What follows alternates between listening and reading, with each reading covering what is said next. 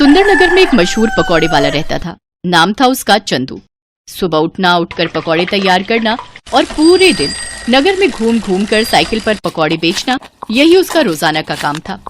पकौड़े ले लो, पकौड़े, गर्मा गर्म पकौड़े, जल्दी आओ, गरम गरम पकौड़े खाओ। पकौड़े ले लो, पकौड़े, गर्मा गर्म पकौड़े। चंदू की आवाज सुनकर हर कोई उसके गर्मा गर्म पकौड़े खाने के लिए वहां आ जाता था और थोड़ी देर में ही चंदू के सारे पकौड़े बिक जाते थे। चंदू अपने पकौड़े बेचकर घर लौट आता था। ये देखो माँ, आज मेरी कितनी कमाई हुई। तुम्हें पता है, सुंदरनगर में हर कोई मेरे पकौड़ों का दीवाना है। सबको मेरे पकौड़े बहुत पसंद आते हैं। क्या हुआ, तुम क्यों मुंह फुला बैठी हो? क्या फायदा कमाई का जब खाने वाले हम दो हैं।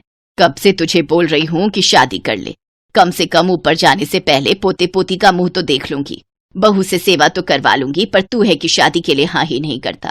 देख, पड़ोस में सबकी बहुएं आ गई हैं, एक तू ही रह गया है शादी के लिए। ठीक है माँ, अगर तुम कहती हो तो मैं शादी के लिए तैयार हूँ। वैसे भी अब मेरा काम अच्छा चल गया है तो मुझे शादी करने में कोई परेशानी नहीं है। अगर मेरी माँ खुश है तो मैं भी खुश हूँ। ठीक है बेटा, तो फिर मैं आज ही तेरे लिए लड़की देखना शुरू करती हूँ। कुछ ही समय में चंदू के लिए बहुत ही समझदार लड़की मिल गई और चंदू की शादी हो गई। नई बहू के घर आ जाने से घर में रौनक आ गई। चंदू की माँ बहुत खुश थी। लक्ष्मी बहू, तुम तो साक्षात लक्ष्मी का रूप बनकर ही हमारे घर में आई हो। तुम्हारे आने से घर में कितनी रौनक आ गई है। माँ जी, मुझे आशीर्वाद दीजिए कि मैं अपनी सारी जिम्मेदारियां अच्छे से निभा सकूं। मुझे पता है बहू, तुम सभी जिम्मेदारियां अच्छे से निभाओगी। सुनिए, आज तक आप अकेले ही पकौड़े बनाते रहे हैं। अब आप चिंता मत कीजिए, पकौड़े बनाने की जिम्मेदारी आप मुझे दे दीजिए। अब मैं पकौड़े बनाकर दिया करूंगी, आप बेचने जाया करना। इससे आपको अपने लिए भी समय मिलेगा। कितनी अच्छी है मेरी बहू, मेरा और चंदू का कितना ख्याल है इसे। उस दिन से लक्ष्मी पकौड़े बनाने में चंदू की मदद करने लगी। चंदू का काम आसान हो गया। अब वो सुबह जल्दी ही पकौड़े बेचने के लिए निकल जाता था और शाम तक अच्छी कमाई करके घर लौटता था। पर पिछले कुछ दिन से चंदू परेशान था। जब उसकी पत्नी ने उस परेशानी का कारण पूछा तो उसे बताना ही पड़ा। क्या हुआ जी? मैं देख रही हूँ आप कुछ दिनों से परेशान हैं। मुझे बताइए कि क्या हुआ है। हाँ चंदू बेटा, मैं भी तुझे कई दिनों से परेशान देख रही हूँ। क्या बात है? पता नहीं, कुछ दिनों से मैं जब पकौड़े बेचने के लिए निकलता हूँ तो मेरा टोकरा भरा हुआ होता है, पर बाजार तक पहुँचने में मुझे ऐसा महसूस होता है कि मेरे टोकरे में से कुछ पकौड़े गायब हैं। पकौड़े गायब हैं? पर बेटा, आज तक ऐसा कभी नहीं हुआ। कोई बात नहीं, मैं कुछ ज्यादा पकौड़े ही बना दूंगी। कई बार पता नहीं चलता, हो सकता है आपके मन का वहम हो। हाँ, ये भी हो सकता है मेरे मन का वहम हो। कल मैं थोड़े ज्यादा पकौड़े ले जाऊंगा। अगले दिन चंदू थोड़े ज्यादा पकौड़े लेकर जाता है, पर उस दिन भी चंदू देखता है कि पकौड़े थोड़े कम हैं। वो घर आकर ये बात लक्ष्मी और अपनी माँ को बताता है। अरे मेरे बच्चे को पता नहीं किसकी नजर लग गई है। कोई भूत प्रेत पकौड़े चुरा कर भाग रहा है क्या?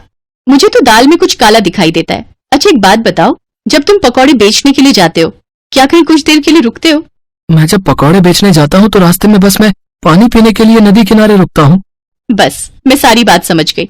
अब तुम देखते जाओ मैं क्या करती हूँ। कल के बाद तुम्हारी ये समस्या हमेशा के लिए दूर हो जाएगी। तुम ऐसा क्या करने वाली हो? बस देखते जाओ, जैसे जैसे मैं कहूँ तुम वैसे ही करना। लक्ष्मी बहुत ही समझदार थी। अगले दिन जब चंदू पकौड़े बेचने के लिए निकला तो वो नदी के पास पानी पीने के लिए रुका और फिर से अपने पकौड़े बेचने के लिए चला गया। चंदू पकौड़े बेचकर घर आ गया। अब तुम नगर के राजा के पास जाओ और अपनी ये समस्या उन्हें बताना। चंदू नगर के राजा के पास गया और पकौड़े चोरी होने की बात कही और आज उसने जो किया वो बात भी उसने राजा के कानों में डाल दी। तुम्हें न्याय जरूर मिलेगा। चोरों को जल्दी ही पकड़ा जाएगा। नगर में ढिंढोरा पिटवा दिया जाए। चंदू खुशी खुशी घर आ जाता है। नगर में ढिंढोरा पिटवा दिया जाता है। अब बारी थी असली चोरों को पकड़ने की। क्या तुम्हें लगता है लक्ष्मी, अब चोर पकड़े जाएंगे? बिल्कुल पकड़े जाएंगे। मैंने तरकीब ही ऐसी लड़ाई है। चोर तो ये भी नहीं जानते कि उस दिन तुम पकौड़े बेचने बाजार गए ही नहीं। मैंने सिर्फ उन चोरों को पकड़ने के लिए वो पकौड़े तैयार किए थे। उन चोरों के हाथ पर गोंद लगे हुए पकौड़े अच्छे से चिपक गए होंगे। मैंने ऐसा गोंद तैयार किया था जो छुड़ाए नहीं छूट सकता। चोर तो अपने हाथों में पकौड़े चिपके हुए देखकर परेशान हो रहे होंगे, पर राजा जी द्वारा जो खबर उन्हें मिलने वाली है उससे वो बहुत खुश हो जाएंगे। लक्ष्मी ने पकौड़ों पर चिपचिपा गोंद लगा दिया था जिससे पकौड़े उन चोरों के हाथ पर चिपक जाएं जो चंदू के पकौड़े चुराते थे। राजा द्वारा नगर में ढिंढोरा पिटवा दिया जाता है। सुनो सुनो, ध्यान से सुनो। राजा वीरभान ने कल रात को एक सपना देखा था जिसमें उन्होंने कुछ ऐसे लोग देखे थे जिनके हाथ में पकौड़े चिपके हुए थे। राजा वीरभान ने सपने की बात राजगुरु से कही है। राजगुरु का कहना है यदि सच में ऐसे लोग मिल जाएं, तो राजा वीरभान के लिए बहुत ही शुभ है। इसीलिए राजा वीरभान ऐसे लोगों की तलाश कर रहे हैं जिनके हाथ में सचमुच पकौड़े चिपके हुए हों। क्या हमारे राज्य में ऐसा कोई है जो ये इनाम पाना चाहता है, तो वो राजा वीरभान के पास जा सकता है। जो भी ऐसा चमत्कारी व्यक्ति राजा वीरभान से मिलेगा, उन्हें राजा वीरभान की तरफ से 1000 स्वर्ण मुद्राएं इनाम में दी जाएंगी। अरे भाई, ये तो सोने पे सुहागा हो गया। हमारे हाथों में तो सचमुच पकौड़े चिपके हुए हैं। चल यार, जल्दी से राजा वीरभान के पास चलते हैं। पता लगे कोई और पहले पहुंच जाए।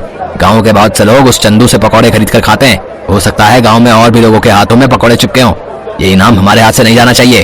तू ठीक कह रहा है यार जग्गू, चल हम जल्दी से राज दरबार चलते हैं। अरे वाह, ये तो कोई जादुई पकौड़े थे जो हमारे हाथों में चिपक गए, और राजा वीरभान को सपना भी इसी का आया। अब तो हम माला माल हो जाएंगे।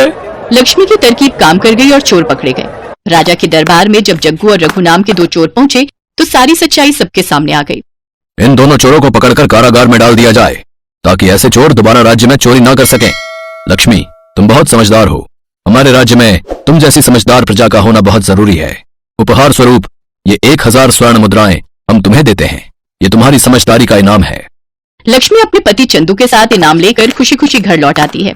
मैंने तो पहले ही कहा था, हमारी बहू अपने नाम के साथ साथ सचमुच लक्ष्मी का रूप बनकर घर में आई है। जीते रहो मेरे बच्चों, हमेशा खुश रहो। छोटू, चल बेटा जरा जल्दी कर। वो 5 नंबर वाले टेबल पर कस्टमर बहुत देर से खाने का इंतजार कर रहा है और बाहर भी लाइन बढ़ती जा रही है। इतना लेट करेंगे तो सब बगल वाले होटल में चले जाएंगे। बस मालिक, 5 नंबर वाले का ऑर्डर तैयार है और यहाँ कुछ टेबल भी बस खाली होने वाली हैं, तो बाहर वाले कस्टमर्स अब अंदर आ सकते हैं। ये है सत्यभान और इसका होटल अतिथि देवो भव। जैसा इस होटल का नाम था, ठीक वैसा ही यहाँ का काम था। होटल के अंदर आने से पहले हर कस्टमर का तिलक किया जाता था और फिर बड़े ही सम्मान के साथ उसे बिठाकर खाना परोसा जाता था। इस अनोखे तरीके की वजह से ही सत्यभान का ये होटल बहुत मशहूर था और बड़ी दूर दूर से लोग यहाँ खाना खाने आते थे। होटल के खाने का बढ़िया स्वाद और यहाँ की साफ सफाई भी एक बड़ी वजह थी कि आसपास के कई होटलों और ढाबों को छोड़कर कस्टमर सत्यभान के पास ही आते थे। सर, मेरा नाम रमन है, मैं पब्लिक टाइम्स अखबार से आया हूँ, मुझे आपका इंटरव्यू करना है। अच्छा, हाँ, क्यों नहीं, आइए आइए। रुकिए, पहले मैं आपका तिलक करूंगा। हाँ, अब ठीक है, अब आप यहाँ आराम से बैठिए। छोटू, जल्दी से साहब के लिए गर्मा गर्म कचौड़ियाँ और बढ़िया चाय तो लेकर आ। हाँ तो सत्यभान जी, सबसे पहले मैं आपका पूरा होटल और यहाँ की किचन देखना चाहूंगा। वैसे सुना तो मैंने ये है कि आप किसी को भी अपनी रसोई में लेकर नहीं जाते, लेकिन मुझे तो आपके वहाँ लेकर जाना ही होगा, वरना ये इंटरव्यू अधूरा रह जाएगा। अरे बस वो बात ऐसी है कि आप तो जानते ही हैं, होटल के बिजनेस में सारा खेल खाने में इस्तेमाल होने वाले मसालों और रेसिपी का ही है, और यहाँ मैंने और मेरे साथियों ने बड़ी मेहनत से ये सब तैयार किया है। अच्छा, लेकिन आपके यहाँ जो लोग काम करते हैं, मतलब आपके साथी, अगर उनमें से किसी ने धोखा दिया तो? नहीं नहीं, ऐसा तो हो ही नहीं सकता। यहाँ जितने भी लोग मेरे लिए काम करते हैं वो सब के सब मेरे गाँव से ही हैं, यानी सब मेरा परिवार है। आज तक का रिकॉर्ड है, मुझे मेरा कोई साथी छोड़कर नहीं गया। ये तो वाकई बहुत बड़ी बात है। लेकिन अब तो आप इतने मशहूर हो गए, आपका होटल एक ब्रांड बन चुका है, तो लोग आपकी रसोई को अंदर से देखना चाहते हैं। आप चिंता मत कीजिए, मैं आपके मसालों और रेसिपीज का राज नहीं खोलूंगा, लेकिन रसोई के अंदर की कुछ फोटोज तो चाहिए होंगी आपके इंटरव्यू के साथ छापने के लिए। सत्यभान उस पत्रकार को समझाने की कोशिश करता है, लेकिन वो खुद ही उस पत्रकार की बातों में फंस जाता है। अखबार में अपना इंटरव्यू और फोटो छपने की बात से वो बहुत खुश था और इसी खुशी में वो बह गया और उस पत्रकार को उसने अपने होटल का एक एक कोना बहुत अच्छे से दिखाया। साथ ही अपनी रसोई में ले जाकर अपने सारे तौर तरीकों और रेसिपीज का भी अनजाने में खुलासा करता गया। वो पत्रकार होटल की लगभग हर चीज की तस्वीर ले रहा था। इंटरव्यू के दौरान उसने सत्यभान से कई सवाल पूछे, जिनके जवाबों में सत्यभान के सारे सीक्रेट खुलते जा रहे थे। अच्छा सत्यभान जी, बहुत अच्छा लगा आपसे मिलकर। इंटरव्यू के लिए शुक्रिया, अब मैं चलता हूँ। जी, आपका बहुत शुक्रिया। अब वैसे ये सब कब छपेगा अखबार में? बस यही 1-2 दिन में, मैं आपको फोन पर इन्फॉर्म करूंगा। इतना कहकर वो पत्रकार सत्यभान के होटल से बाहर निकलता है और कुछ दूर पहुंचते ही मुस्कुराते हुए अपने गले में पहना हुआ आई कार्ड उतारकर एक कूड़े के ढेर में फेंक देता है। बड़ा अक्लमंद समझता था खुद को, 1 नंबर का बेवकूफ निकला ये तो। असल में ये आदमी कोई पत्रकार था ही नहीं, पास ही मौजूद एक दूसरे होटल के मालिक का रिश्तेदार था, जो पत्रकार बनकर सत्यभान के सारे सीक्रेट जानने के लिए उसके पास गया था। ये आदमी अपने मकसद में पूरी तरह से कामयाब हो चुका था। इधर सत्यभान रोज सुबह के अखबार में अपने इंटरव्यू के छपने का इंतजार कर रहा था। जा छोटू, देख तो अखबार आ गया होगा। अब तो पूरे 4 दिन हो लिए, आज तो पक्का अपनी फोटो छपी होगी। छोटू फौरन उस दिन का अखबार लेकर आता है, लेकिन बीते दिनों की तरह उसमें भी सत्यभान और उसके होटल का जिक्र तक नहीं था। ये देखकर सत्यभान उदास हो जाता है। ऐसा कई दिनों तक होता रहा। फिर सत्यभान ने उम्मीद ही छोड़ दी और ये सब कुछ भुला दिया। फिर एक दिन अचानक सत्यभान के होटल में रेड पड़ जाती है। फूड इंस्पेक्टर अपने कुछ आदमियों के साथ सत्यभान के होटल पहुंचते हैं और वहां मौजूद हर चीज की जांच करने लगते हैं। देखिए, हमें आपके होटल के खिलाफ शिकायत मिली है कि आप खाने में नकली सामान का इस्तेमाल करते हैं। ये कैसी बातें कर रहे हैं आप? सालों से मैं इस होटल को चला रहा हूँ, वो भी पूरी ईमानदारी से। अगर ऐसा है तो हमें यहाँ की तलाशी लेने दीजिए। चलिए हटिए यहाँ से। पूरी टीम होटल का कोना कोना छानने लगती है। तभी उन्हें किचन के पास एक छोटा सा दरवाजा दिखता है। फूड इंस्पेक्टर खुद इस दरवाजे को खोलकर अंदर जाते हैं तो उन्हें काफी मात्रा में नकली घी, तेल, नकली मसाले जैसी कई चीजें मिलती हैं। तो ये है तुम्हारी ईमानदारी का सबूत? हाँ, शर्म आनी चाहिए तुम्हें।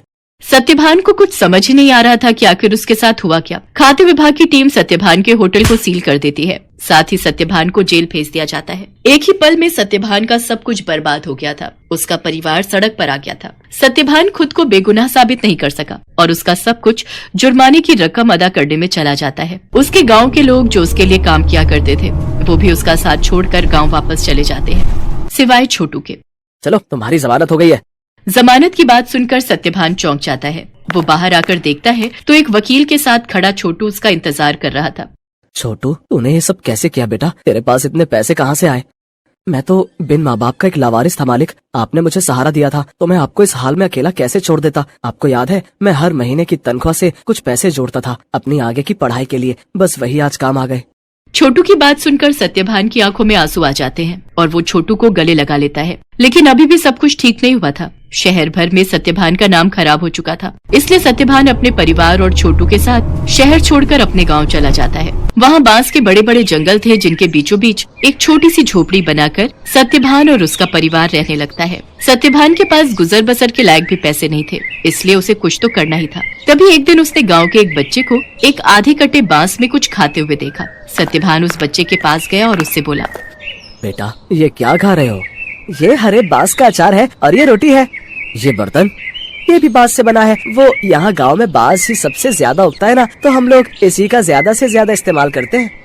उस बच्चे की बात सुनकर जैसे सत्यभान के दिमाग के घोड़े दौड़ने लगे। उसने फौरन छोटू को अपने पास बुलाया और उसे कुछ समझाने लगा। फिर अगले दिन तड़के सुबह ही वो छोटू के साथ बांस के जंगल में गया और ढेर सारी बांस की लकड़ियां काट कर ले आया। सत्यभान और छोटू दिन रात लगे रहे और देखते ही देखते उन दोनों ने सिर्फ बांस की मदद से पूरा का पूरा होटल बनाकर तैयार कर लिया, जहाँ दीवारें भी बांस की थीं और सारे बर्तन भी। अब सवाल ये था कि इस होटल में पकेगा क्या? मालिक, आप चिंता मत कीजिए। हमें जाकर सब लोगों से बात करनी चाहिए जो शहर में अपने साथ काम करते थे। मुझे विश्वास है कि वो सब हमारा साथ जरूर देंगे। छोटू की बात मानकर सत्यभान अपने गांव के लोगों से बात करता है। धीरे धीरे गांव के कई लोग उसकी मदद के लिए आगे आते हैं। कई लोग उसे मुफ्त में राशन देते हैं, जिसके साथ हरे बांस का इस्तेमाल करके सत्यभान और छोटू होटल के लिए खाना बनाते हैं। और इस तरह एक बार फिर सत्यभान का होटल चल पड़ता है। लेकिन हालात अब पहले से बहुत अलग थे। कई दिनों तक सत्यभान के होटल में एक भी ग्राहक नहीं आता। फिर एक दिन शहर से कुछ दोस्तों का एक ग्रुप वहाँ आता है और सत्यभान के अनोखे होटल को देखकर चौंक जाता है। कुछ नया आजमाने के इरादे से वो सभी सत्यभान के होटल के अंदर आ जाते हैं। सत्यभान उन सब की बहुत ही अच्छे से खातिरदारी करता है और फिर भाई वाह, मजा आ गया। ये तो बिल्कुल ही नया एक्सपीरियंस था। शहर से इतनी दूर इतनी अच्छी सर्विस और उससे भी बढ़िया खाना। सच में बहुत अच्छा लगा यहाँ आकर। और सबसे बड़ी बात, मुझे तो पता ही नहीं था कि बांस को भी खा सकते हैं, वो भी इतने अलग अलग रेसिपीज में। सत्यभान के खाने और अलग किस्म के होटल की तारीफ वो सभी दोस्त अपने दूसरे दोस्तों से जाकर करते हैं, जिसके चलते और भी लोग खास तौर पर सत्यभान के होटल में खाना खाने वहाँ पर आते हैं। सत्यभान की सर्विस और खाना बहुत जल्दी अपना पहचान बना रहा था। लोग शहर के हाई फाई होटल छोड़कर सत्यभान के पास गांव में आ रहे थे। धीरे धीरे सत्यभान की गाड़ी पटरी पर आने लगती है और उसके पुराने साथी जो गाँव में ही थे वो भी उसके पास काम पर लौट आते हैं। मालिक, भगवान की दया से अब सब ठीक हो रहा है, लेकिन अब तक ये समझ नहीं आया कि आखिर वो सब नकली सामान उस दिन अपने होटल में आया कहाँ से। ये पहेली तो सच में सुलझानी ही होगी छोटू। मुझे लगता है मुझे कुछ करना चाहिए। सत्यभान के पास अब इतने पैसे जमा हो चुके थे कि वो अपने खिलाफ रची गई साजिश की जांच करवा सकता था। वो अपने केस को रीओपन करवाता है और एक प्राइवेट डिटेक्टिव की मदद से सारा सच बाहर निकलवाता है। असल में रमन जो सत्यभान के पास पत्रकार बनकर आया था, ये सब उसके और उसके रिश्तेदार की सांठगांठ थी, जो सत्यभान के पुराने होटल के पास ही अपना होटल चलाता था। साथ ही सत्यभान की तरक्की से जलता भी था। रमन के द्वारा जुटाई गई जानकारी की मदद से ही वो सारा नकली सामान रातों रात चुपके से सत्यभान के होटल के अंदर पहुंचाया गया था। प्राइवेट डिटेक्टिव ने सारे जरूरी सबूत जुटा लिए थे, जिनकी मदद से दूध का दूध और पानी का पानी हो गया। दोषियों को सजा मिली और सत्यभान को उसकी खोई हुई इज्जत। शहर में मौजूद सत्यभान की सारी संपत्ति उसे वापस मिल जाती है, जहां सत्यभान फिर से अपना होटल शुरू करता है, लेकिन बिल्कुल नई थीम, नए तौर तरीकों और नई रेसिपीज के साथ।